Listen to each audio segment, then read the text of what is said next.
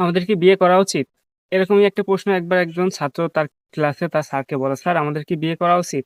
Sir বলে কি, "আগামীকাল আমার বাড়িতে আসবে দুপুর ১২টার সময়।" তখন ছাত্র বলে, "স্যার দুপুর ১২টার সময় তো অনেক রোদ্দুর। এত ছোট একটা প্রশ্নের জন্য এত বড় শাস্তি?" স্যার বলে, "কাল এসো তোমার সমস্ত প্রশ্নের উত্তর পেয়ে যাবে।" তো পরের দিন সেই ছেলেটি ২য় দিন যেদিন যায় ওইদিন শুক্রবার থাকে, স্কুল বন্ধ থাকে। তো ছাত্র ঐদিনকে তার স্যারের বাসায় যায় এবং পুরো দুপুর টাইমেই যায়। যাওয়ার পরে যায় বাইরে স্যারকে পেয়ে যায়। তো তখন স্যারকে বলে, "স্যার আমি এসেছি আপনার সেই উত্তর পাওয়ার জন্য।" তো স্যার বলে কি, "একটু অপেক্ষা করো।"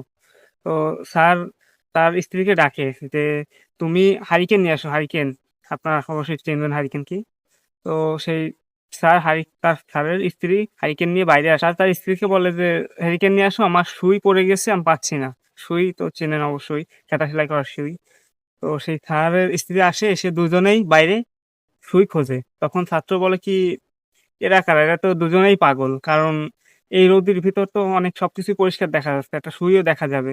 তো এই রোদের ভিতর কেন এরা এরকমভাবে হ্যারিকেন নিয়ে সুই খুঁজতেছে?"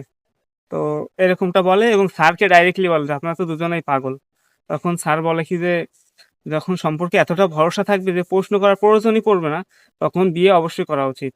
তো এখন এই আমার কথায় যারা সহমত তাদের কখনো বিয়ে করার দরকার নেই। কারণ এমন মানুষ পাওয়াই সম্ভব না।